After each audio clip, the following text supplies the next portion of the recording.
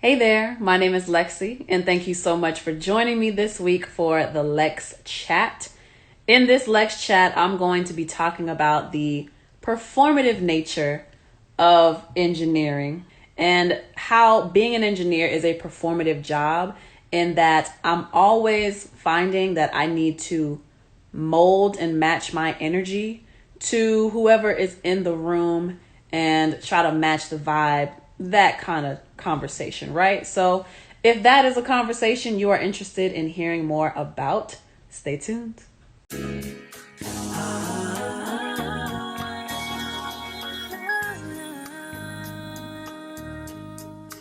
Before we get into the Lex chat, let's do the Lex check, where I just give a quick update on what's going on in life and, any other honorable mentions for the week or upcoming events, the Lex check. So first thing I want to talk about is congratulations to myself, because I am officially a certified personal trainer, and I am currently working on the nutritionist aspect of the education through the ISSA, which is International Sports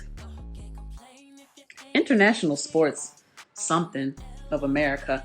But I got my CPT, which is Certified Personal Trainer thing, back in November. I passed the online test with the ISSA, and then I took the national exam in person, like a proctored exam at a facility out here, and I passed that. So I got my certification as a personal trainer, and now I'm working on the nutritionist aspect of it. And I'm excited. I'm nervous first off, because it's not a new field to me, but being in the gyms and working as far as like being in the fitness industry, I haven't done that in years. I haven't worked at a gym since 2019.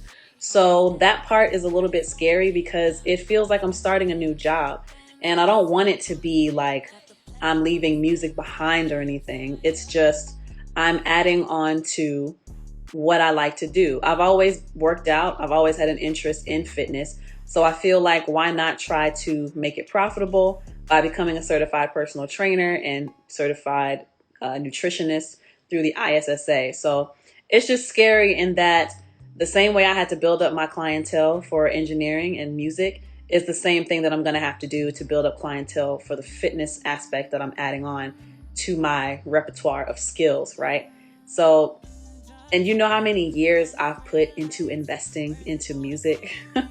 I haven't put nearly as much effort or as much investment into fitness beyond the time it takes to work out, or beyond, getting a gym membership.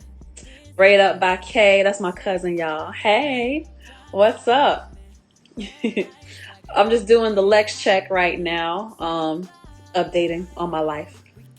I don't know if you know this, but I do like a podcast, which is what this is right now, which is what I'm doing right now.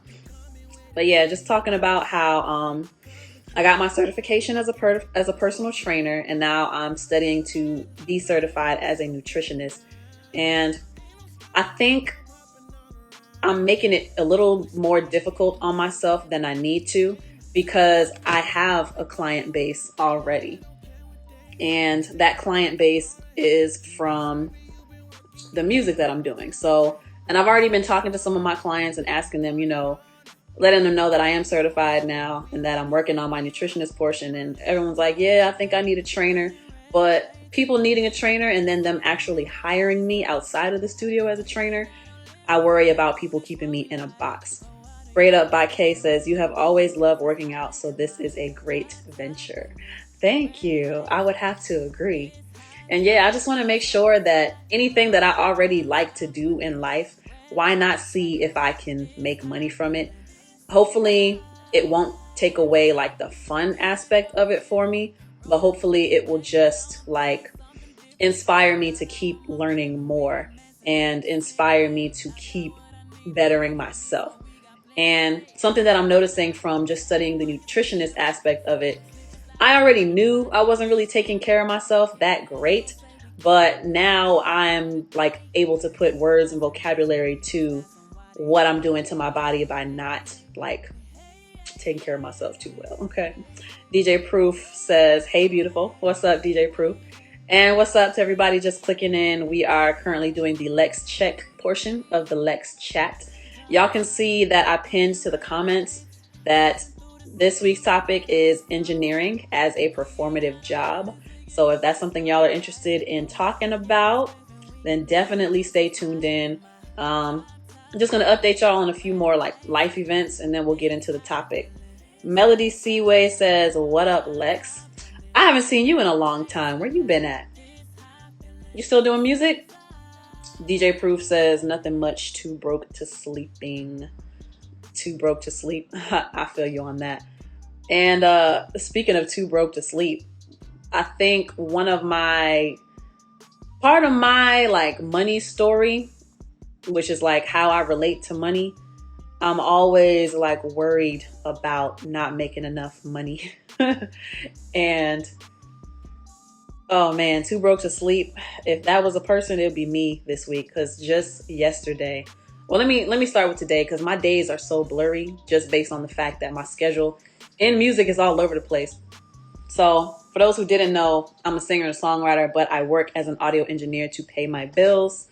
And I'm thankful to have a client who is consistent, and he keeps me working like at least 5 days out the week.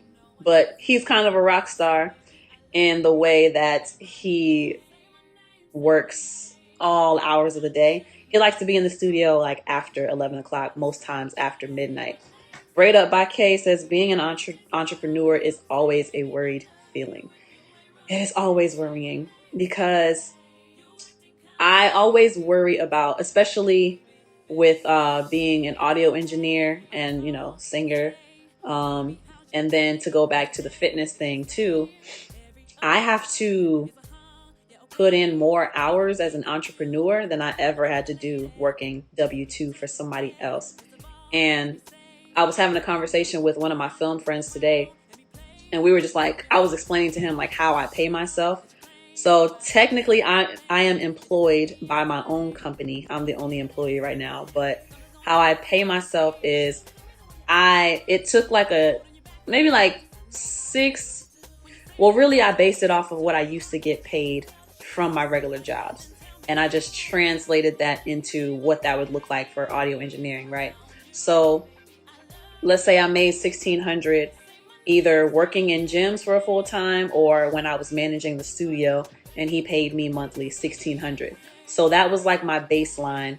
I upped it to $1,700, but I did pretty well maintaining my bills and maintaining my responsibility, making that much money per month. So, and this is kind of going to go into LexC Finance, which I have to do a better job of updating. So that's another venture I'm going to look into getting to, finance side of things.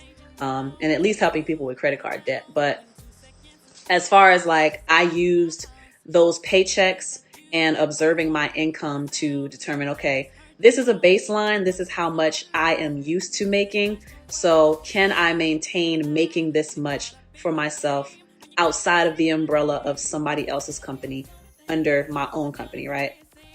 Braid Up by Kay says, what you want to get paid times the hours times what it takes to maintain the business.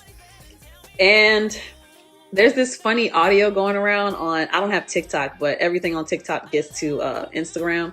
There's this funny audio going around where it's like, I started a business so I wouldn't have to work a 9-to-5 for someone else's company. Now I work 24/7.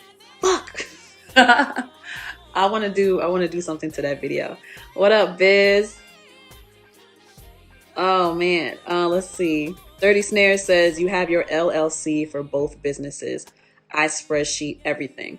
So I currently have my LLC for entertainment, for music.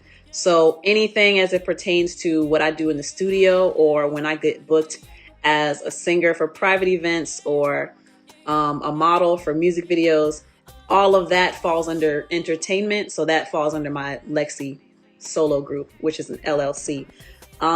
When I get better with the fitness stuff, I'm going to eventually incorporate that.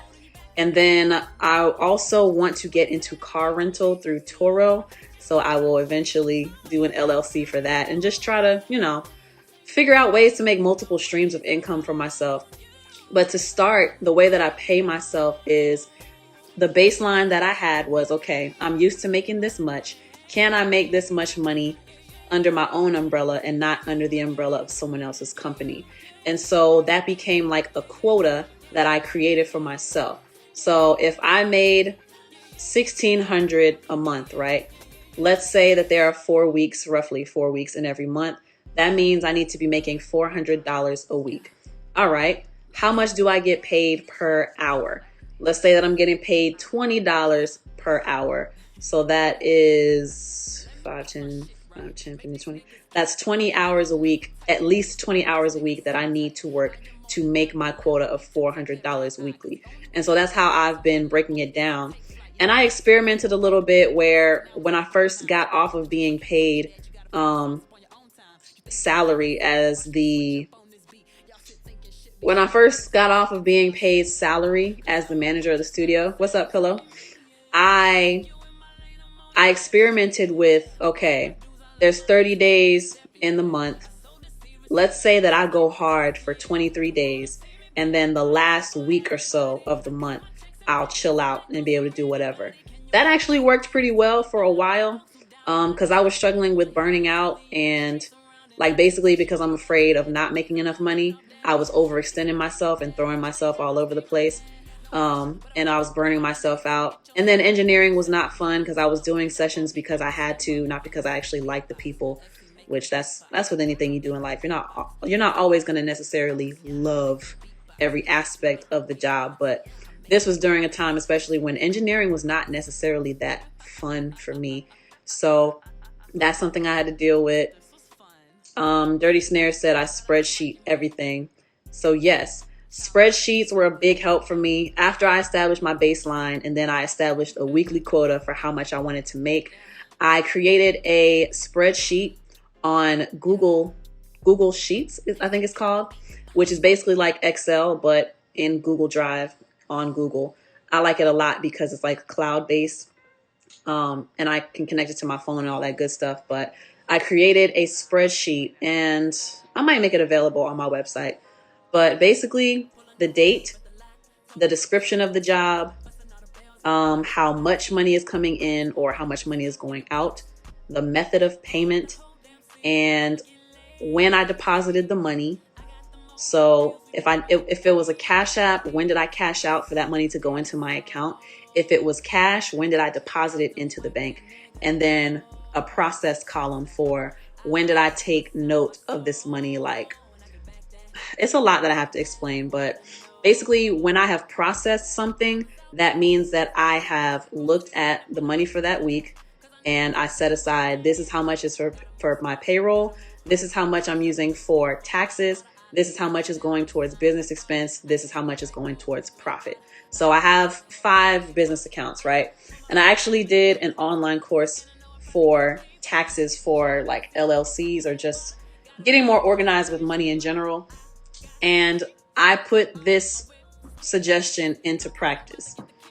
Girl, this cat is doing a lot. So he recommended 5 accounts. First account is the income account. That's all of the money that you're making, all the money that people are paying you comes into this one account. And then you have 4 other accounts. You have your payroll, business expenses, your taxes, and your profit. So depending on how much you want to pay yourself, how much money you want available, or how you want to break down your money. For me, I pay myself first. My payroll is 70% of all the money that I bring in during the month. So I have a payroll account, 70% of all the money I bring in. I have a business expense account, which is 10% of all the money I bring in. 10%? Yes. And then I have a taxes account, which is 20% of all the money I bring in. Withhold taxes for when I have to file at the end of the year, or that will become my tax return. And then I have a profit account, which is of the business expenses, 10% of that amount goes to my profit account. And that's how I break down my money. And that's how I have my different accounts set up. Braid Up by K says, do you have a consistent clientele?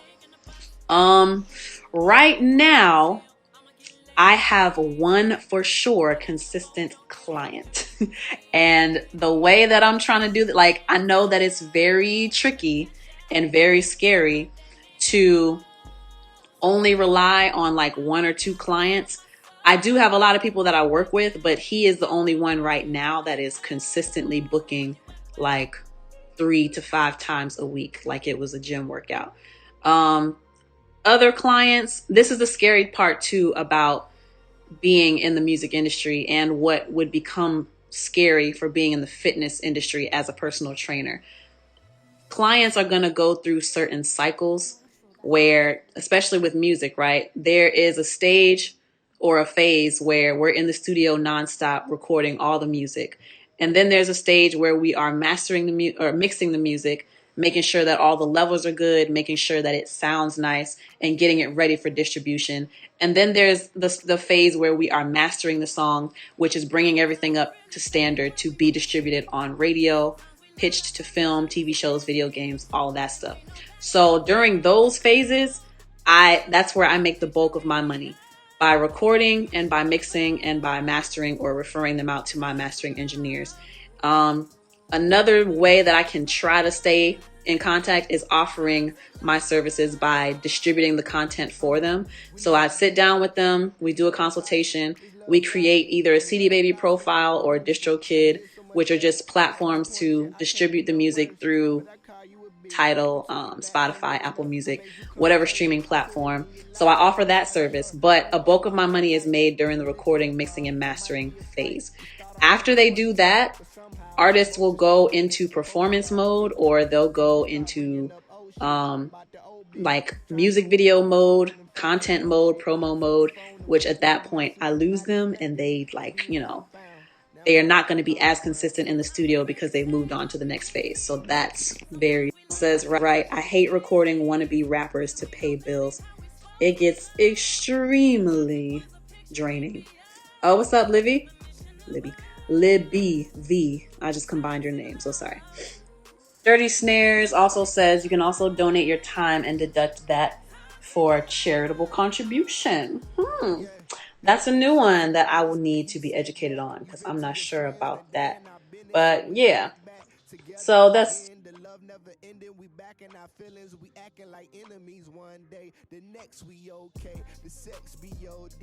It keep you coming to me. I try letting you free. We lock lips the key. Searching to be complete. We need us some therapy, some counseling. Can we please? Whatever to find peace. Whatever defines love. I hope this ain't what it be. Whatever defines us is toxicity. We tried church on Sunday. Had to come into Jesus, hoping that he receive us. Sometimes we really say what we mean.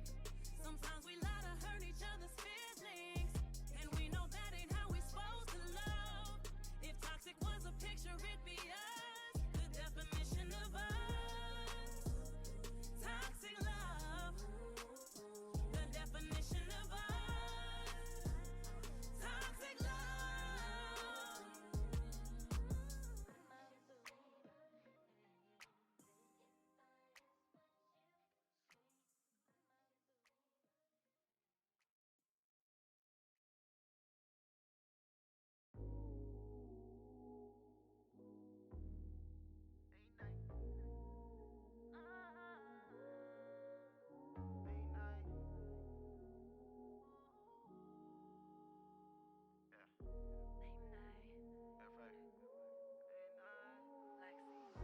Late night, we was creeping in that late night, bad and bougie in your face, right?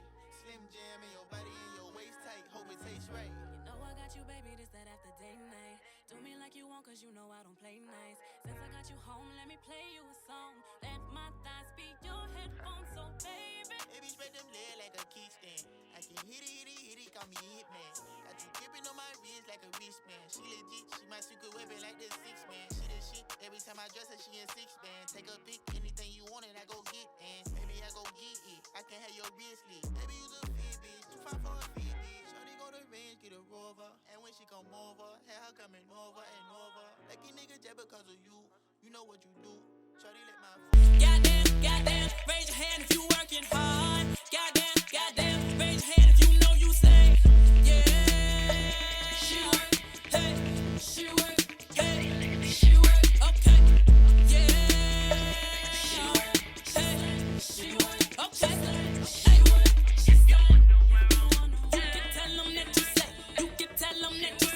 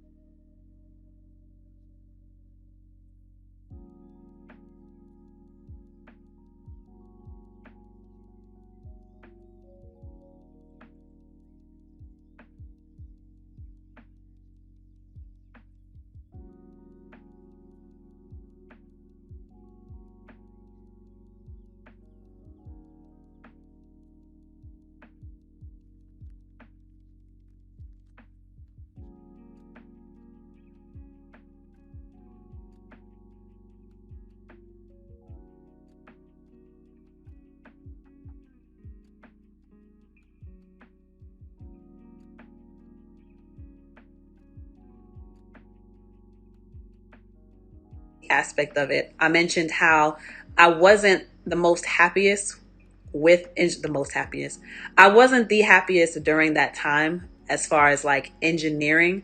Engineering was not really fun for me during that time because music is something that I love. It's something that I've been doing for a long time. And my cousin, Braid Up by Kay, she could attest to that. Because she was there. Like, I got a computer one Christmas and it had a built-in microphone, and I was recording in my dad's garage. I released 2 albums, and actually she helped me do the artwork for the second album, and it looked way more professional than the first album. I don't know. She was, yeah, you were living with us by then, Kim. You had moved to the States by then. But yeah, music is supposed to be a fun thing, right? And it wasn't fun because now I have to, even if I don't like recording these people, or I don't necessarily like what they talk about, or they're not the most respectful, or they're not the best communicating clients or artists, I still have to take the job. Or if it's a 1-hour session, I still have to take the job because, oh my God, I didn't meet my own quota. So engineering was not fun in that aspect because I needed the money. I wasn't just enjoying the process, which actually ends up hurting because not only does it make it feel like a job, but clients can oftentimes feel that as well. And you're not going to engage as much when you're not enjoying it, which is what I found myself. Like, I became a button presser for a little bit, where I didn't like the music these people were making. I didn't want to give suggestions because I had also been advised by somebody before that if you are giving input, you need to be charging for your input. If you are vocally producing people, you need to be charging because you are engineering and vocally producing them.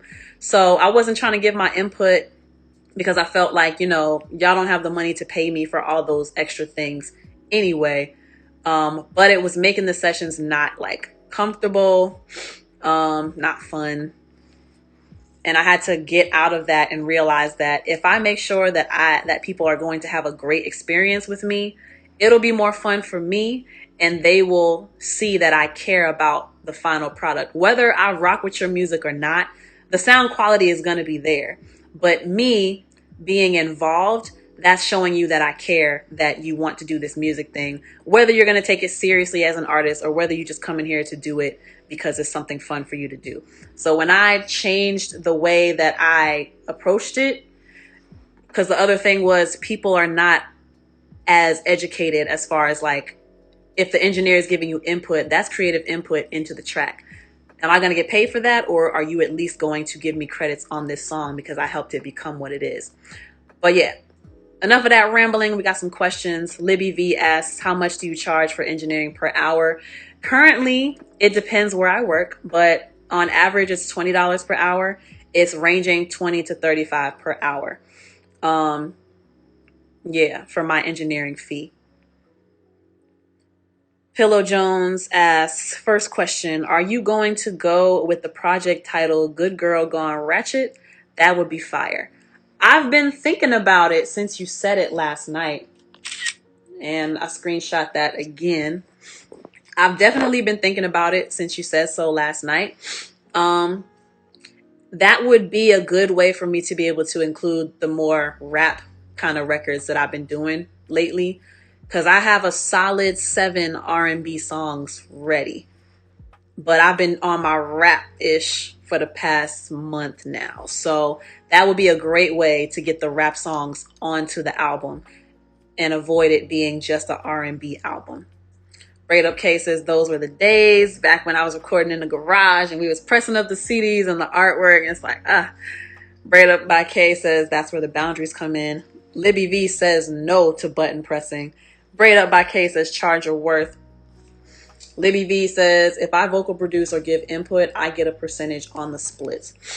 Yeah, my fear, it used to be that these people, because they're usually people, and it's the kind of studio that I work out of, it's more of a budget studio. It's not a very it's not a studio that's like geared towards the more label people, the more major people. So I used to worry about these people aren't even educated enough to know how they're going to get paid for their money. They think how they're going to get paid for their music. They think they're just going to throw it up on these streaming platforms and it's going to go viral and they're going to be rich. And they're just really naive to all of the legwork that goes into this. So that used to be my fear. But now I just want to have a good time in the session. So I try to give my input. If they give me some pushback, it might mess up the vibe for a little bit, but I'll risk that if I can have a chance at enjoying the session and risk you coming out with a better song because I'm more involved. Pillow Jones says, big facts. If I'm just engineering, I'm indeed just pressing buttons and following directions. Zero musicality involved. LOL. Oh, man. Yeah, it really depends on the kind of artist. It depends on the people that I'm working with, because it has been my belief that I'm going to let the artist kind of dictate how this session is going to go. So if you let me know that you want my input, and if you don't say anything about it, I will test the waters to see if I can give you input if you're open to it. Otherwise, if you don't let me know or if you give me too much pushback in the session, I will become just a button presser. Because what I don't want to do and what irritates me is when people either they say they want my advice, but they don't take it, or they give me attitude about how involved I am, or they don't take I don't know. I had a second point, but I forgot it just that quick. Basically, I get annoyed by people they might ask for my advice, but then they don't take it when I make suggestions. So I'll end up shutting down because why am I making suggestions, wasting my breath, and you're not going to follow the directions anyway.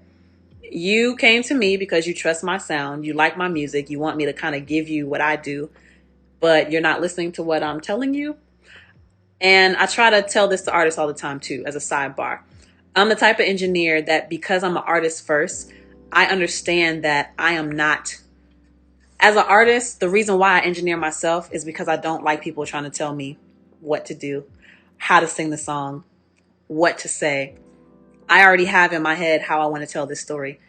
Sometimes it irritates me. Most times it irritates me when people try to tell me what they think I should be doing. So that's why I usually engineer myself. So having that understanding that I already have an idea of what I want, I try to make sure that I keep myself in check by only allowing myself to compliment what the artist is going to do and not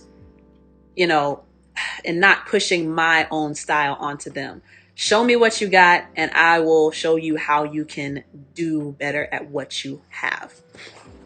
Libby V says, damn, they getting a hell of a deal. I'm over here charging $130 an hour. See, I'm doing something wrong. But you have your own studio.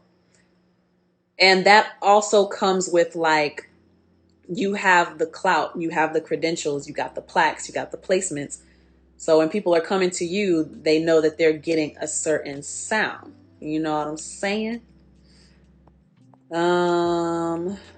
Official Daily Entertainment says, at this point in my career, if it's not fun for me, I don't even do it anymore. And that is where I would like to be. Quinn with the Key says, Lexi, duck them haters, girl. Just as a side note, it's Lexi, all one word, and then LEX capital C.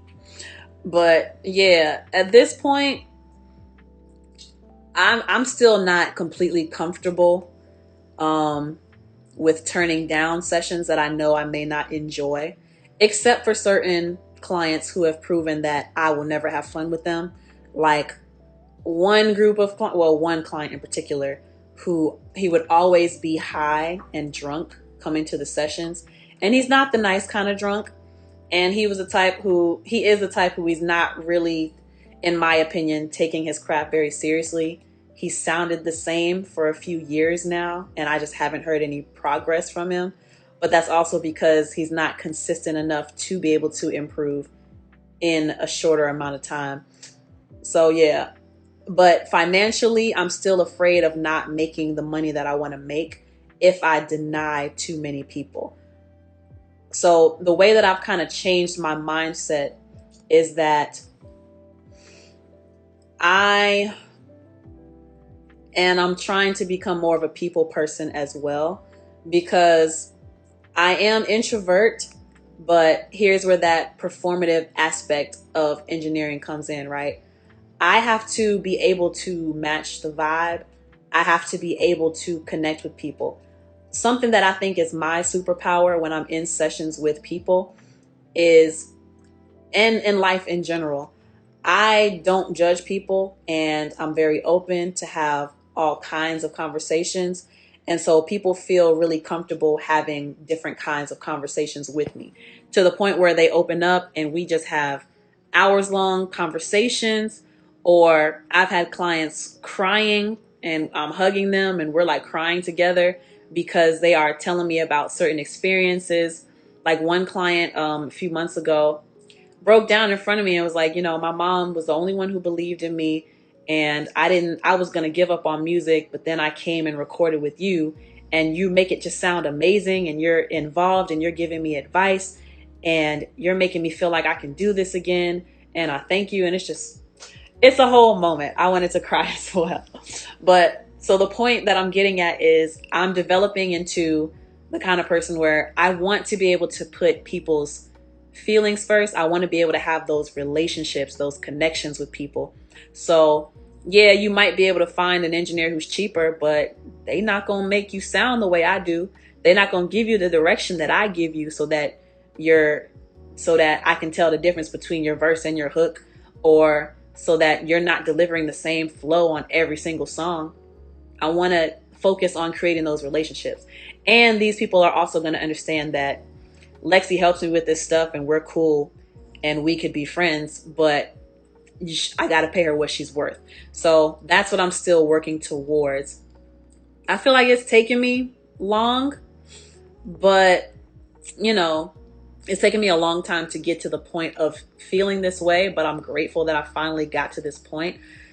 And honestly, I took some bad advice years ago when I let someone tell me, you should be charging for every little extra service that you do.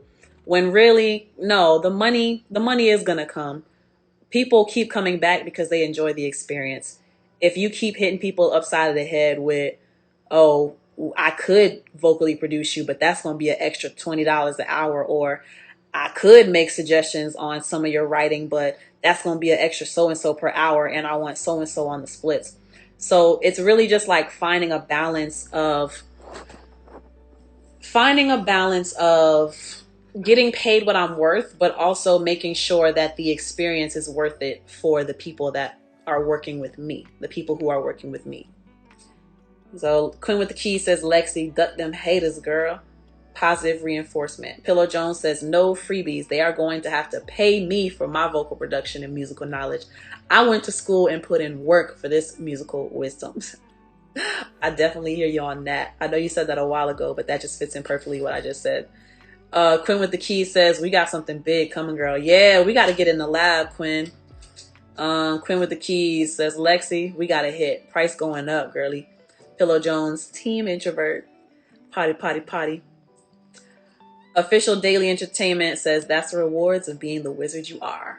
Yeah, you know, people just feel comfortable with me and they be telling me their life stories. And that also gives me the opportunity to get to know who they are and then challenge them the next time I see them. Like, remember we had this conversation? Why don't we talk about that in your song? And I'm going to let y'all in on the deeper part of that too. I've always wanted to be an artist, right? And fame, not necessarily for like the grandeur of it all, although I would like to benefit from the luxurious life, but I want it for the influence, because I see how badly mentalities have been developed over the past few years, and I want the influence to help steer people or teach people to move in the right direction. You know what I mean? So something that I had to come to terms with, I've always felt like being a musical artist gives me the international stage and platform that I'm searching for to have such influence. It seemed like, you know, the most common sense way for me to have a large reach with roughly minimal effort, as far as like it don't take much to record a song, right? But what I had to come to terms with is it was part of my plan to become well known behind the scenes and have that help me to be elevated into the spotlight, right? So something I had to come to terms with was I already hold influence as an engineer. Just because I'm not influencing in the way that I originally envisioned does not mean that I don't have a significant impact on the people that I work with. So when I changed my mindset to I have impact on all of these people that I'm engineering, and I have the opportunity to influence their music to get better, and I have the opportunity to influence them to be better artists. When I changed my mindset to realizing that as a benefit of being an engineer, then engineering became more fun. I became more involved, and it just got better from there. And I'm not being as rigid as I used to be. I'm letting go of the bad advice that people told me, and I'm letting go of the bad energy that people put on me, all that good stuff. Pillow Jones says, now see, clients like that, I don't mind helping, especially if they are appreciative of the experience they're having. The Real Eye says, yeah, that was bad advice. Few people just need a little guidance. Yeah, it was really bad advice, I realized, because it was when someone told me to like basically put a price point on everything that I offer. What it translates to people is I'm trying to constantly upsell you. I'm trying to constantly get money from you, instead of communicating that I genuinely care about your music. I genuinely care how this product turns out. I genuinely care that you are going to walk away with something that you love from this whole experience of recording. And I guess this LexChat should be more so about like the philosophy that I carry behind recording, which is I want people to make good music. And it took me a little minute to realize, or to maybe humble myself, I don't know, to understand that I already hold influence over people. It's just not necessarily packaged in the way that I saw when I had been dreaming about being in music all of these years. And my family can tell you, especially my cousin, Braid Up by Kay. I don't know if she's still watching on here, but I've invested a lot into this music thing. But those investments have always been geared towards me being in the spotlight, me being the star. So, and especially last year when I was put into situations where other people are in more major situations, but they don't do as much as I do, I had to humble myself. And it's like, if you see that somebody is closer to that opportunity than I am, if I see that someone is closer to that opportunity than I am, then I need to check myself and make sure that I'm doing my part to make sure they are successful. Because And the same thing with like trying to nickel and dime people out of every little service that you offer. People will gravitate to you. They will come back to you if you just make sure you give them a good experience and make sure you let them know that you care about what they're doing and you care about the music they're making. That's really what people want. And when they feel like you care about them, they're going to come back to work with you. And as we all go through our changes in life, as their checks get bigger, they're going to want to pay you more. And it used to really irritate me. It irritates me depending on who it is. When certain artists would come in and they'd be like, man, when I blow up, I'm taking you with me. You gonna be my engineer. That's it. You the team. We got this. I'm like, nigga, you just started rapping 3 months ago. Calm down. I'm not trying to be tied down to you. But no. And plus, I'm gonna be my own star. I don't know if I'm gonna have time to engineer you, nigga.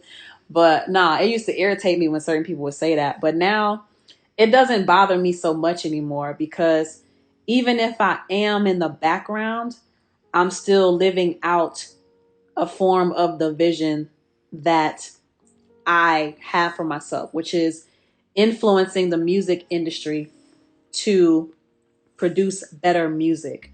And music is one way that people's mindsets and mentalities are shaped. It's a very powerful tool. If I have a hand in influencing the product that comes out of that, then I'm doing my part to make the world a better place. That's how I look at it. Philo Jones says, splits are indeed a non-negotiable for me, though. If my input ends up being a major part of the record, oh yeah, my name and percentage split will indeed be included, or I'm hitting delete. King Petty. I see what I do is the music ends up being like a form of collateral, right? So what I do, I don't send any songs until I get payment. So, and it's wild, like restaurants, right? And getting your hair, makeup done, going out to eat.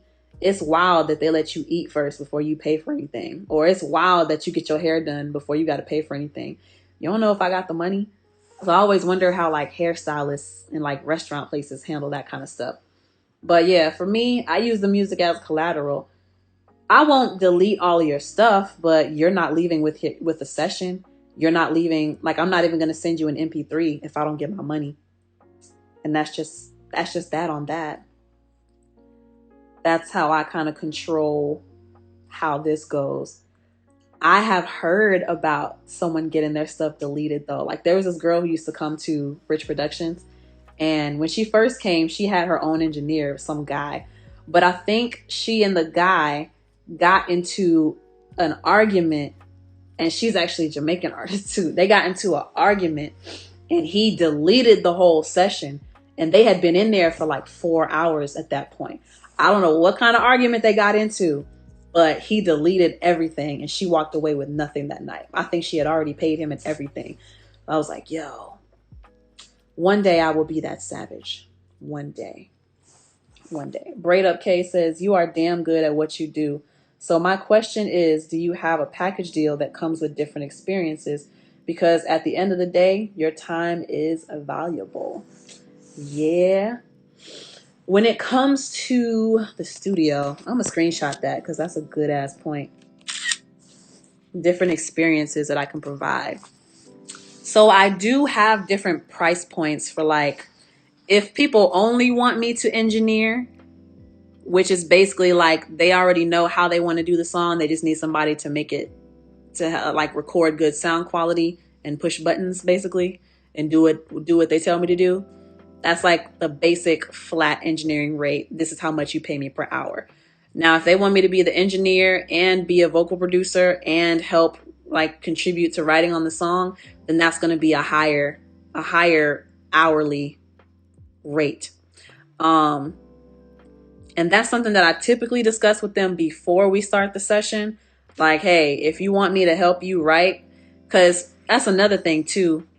What used to irritate me is people would expect me, people who don't pay a lot, right? Because I'm working at kind of like a budget studio.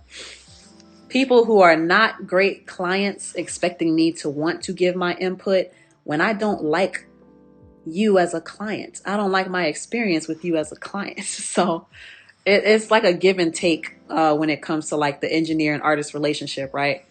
The engineer has to listen to the artist and compliment whatever the artist is doing, but the artist has to be able to communicate with the engineer what is the goal or what are we working towards. And unfortunately, even though I'm the one pushing the buttons, some of these niggas, I've never had issues with any ladies that I've recorded, except one. The same one who got her stuff deleted by that one dude, I might add. But these niggas be acting like they can talk to me any kind of way. And then they get upset when I'm not telling them whether or not the take was good. I'll say it in the nicest way possible, right? I'll be like, we'll do a take. And they'll say, all right, what you think about that, Lex? And I'll push the talk back. I'll be like, what do you think about it? Do you like it? Okay, if you like it, let's move on. Or if you don't like it, let's do it again. But yeah, if I don't enjoy my experience with you as a client, I'm not going to try to give you no input. I'm not really trying to write for you. I'm not trying to vocally produce you. I'm just there to press buttons. And I had a client like that. And this is like sidebar. There are actually a few, I don't work with them no more, which I'm real thankful. But there are some artists, some new rappers who really believe that they have to be high and drunk to get a certain performance in the studio. And I try to educate them and be like, oh, y'all are saying that this is not my real eyelash. Aha. I try to educate them and let them know, you got to think about when you're on a bigger level, are you going to be depending on smoking and drinking just before you get on stage? And you got to do 3 or 4 shows a week, 50 cities? Like, how are you going to be drinking and smoking every single time to get into the vibe? Like, no. At some point, you need to become kind of like an actor when it comes to this music thing and pretend that you are the character of whatever song you are performing, whatever the topic is. Get in the character. Because if you're relying on these substances, that's like a doorway to drug abuse and a doorway to dependency on alcohol and drugs or whatever vice they choose. This is why I don't wear mascara. Oh my gosh, I can feel the clumps.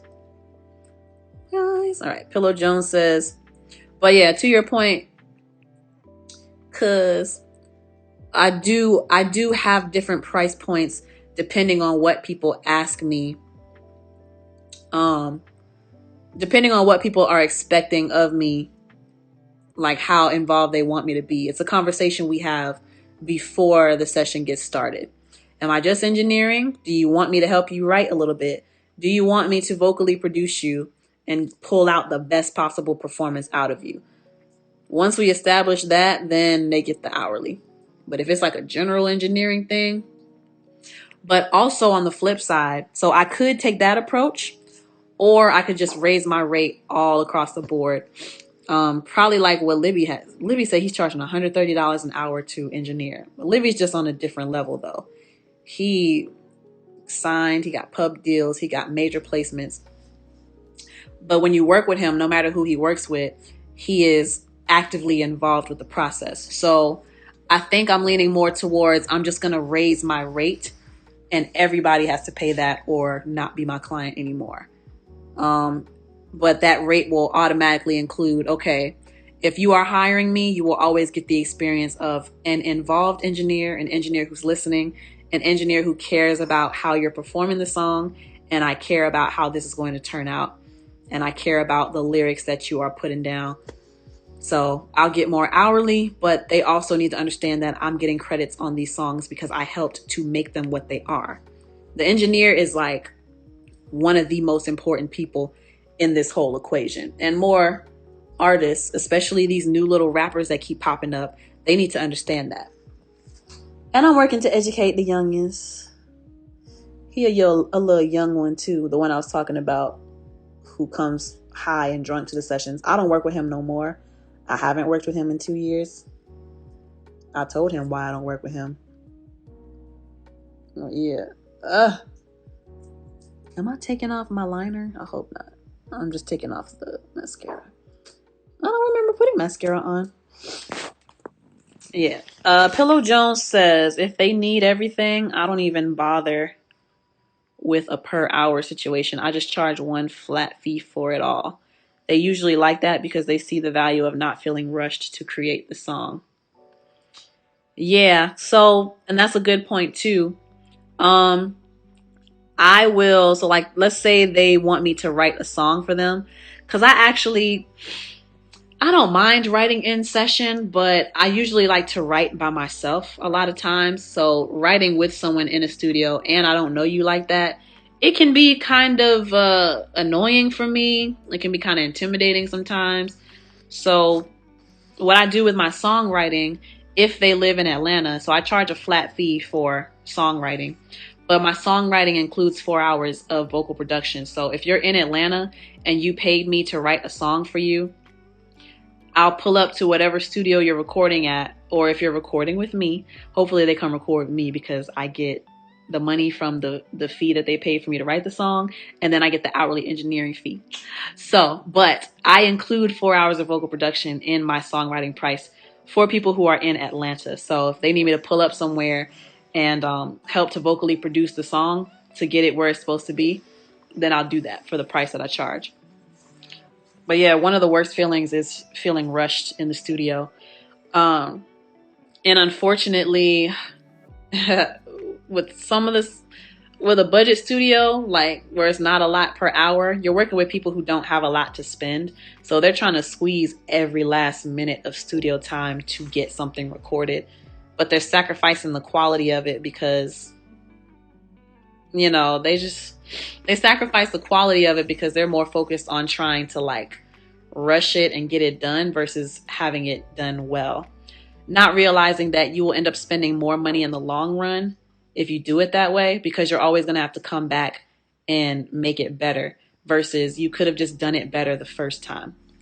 Braid Up by Kay says, be sure you have all these agreements in writing before they book in regards to, you know, what people are expecting of me when we do these sessions.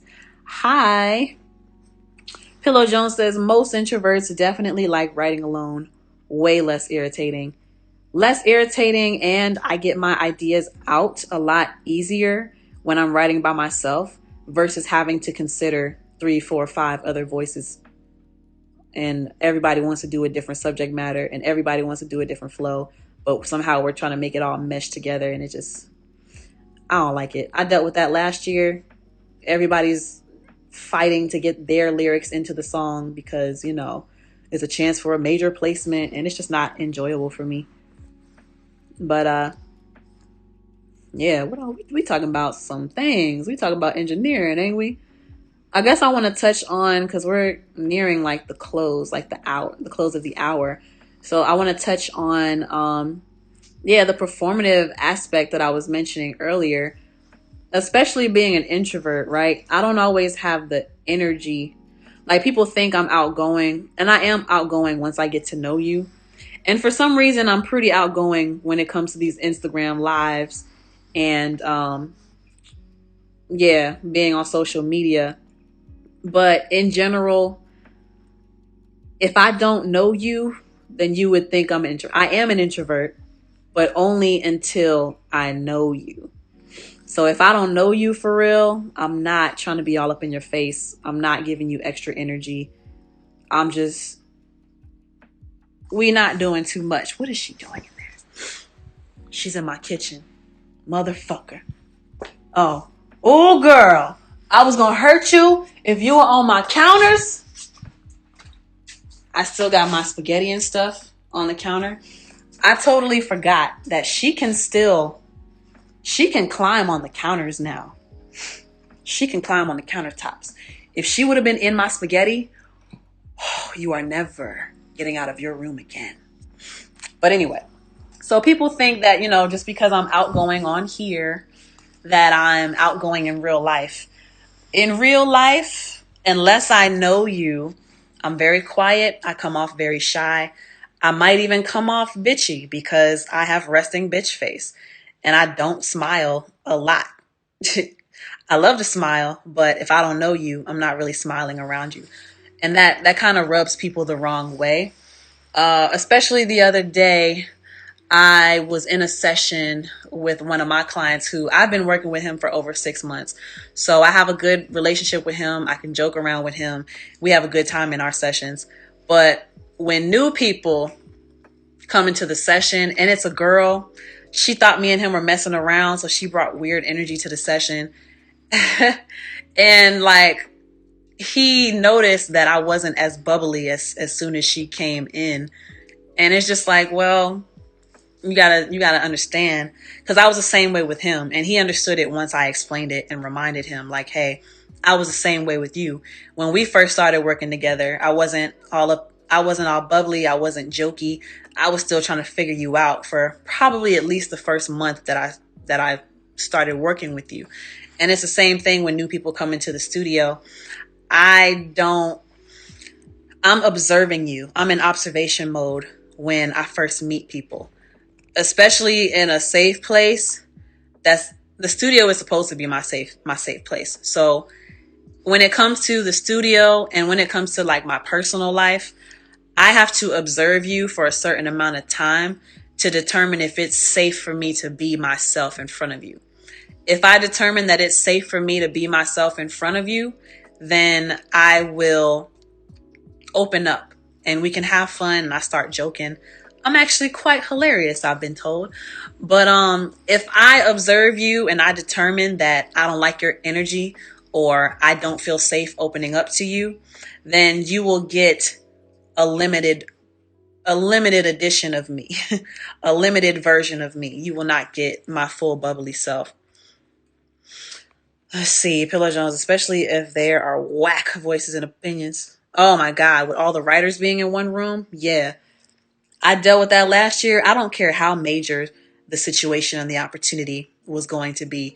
I don't like being in a room where there's 5 writers and there's like 5 random niggas in there hyping up the situations, smoking weed, being loud. Like, I just don't like that situation.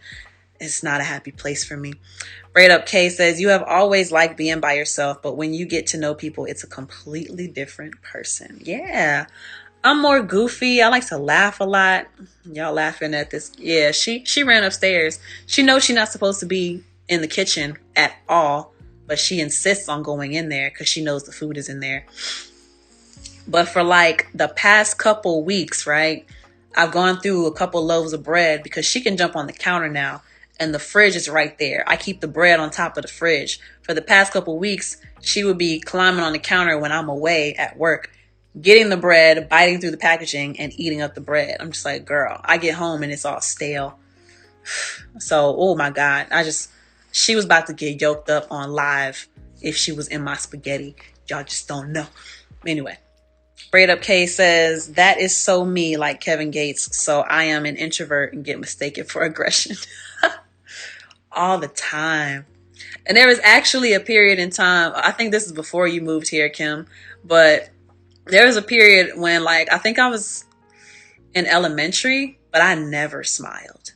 Never. And I would tell mom and dad and Angie, oh, I'm happy on the inside. I just don't feel like I need to smile on the outside.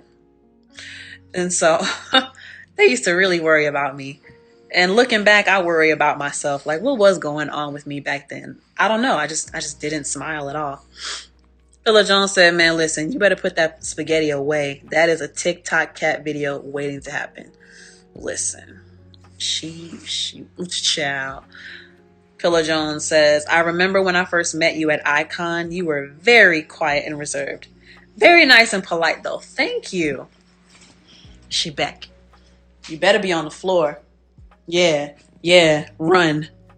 Oh, she already left. That's it for the Lex Chat for today on my experience and my philosophy on engineering. If you enjoyed this topic discussion today, if you are on YouTube, make sure you give me a big thumbs up. Make sure you like the video. Make sure you subscribe and hit the notification bell so you'll be notified each and every time I post new content. If you are a patron, shout out to the latest patron that came and subscribed, became a patron of mine, Alton Thomas. Welcome to the Patreon family.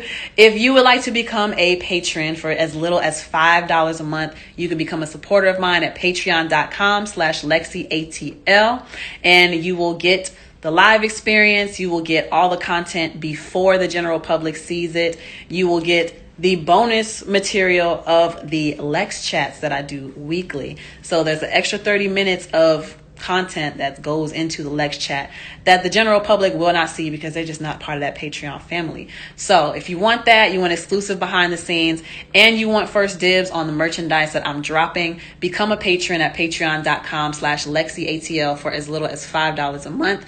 And it really helps me be less insecure about my financial situation because I know people are supporting me financially. Just a little tidbit there. But thank you all so much for joining me in this Lex chat this week. Until next time, my name is Lexi. Peace.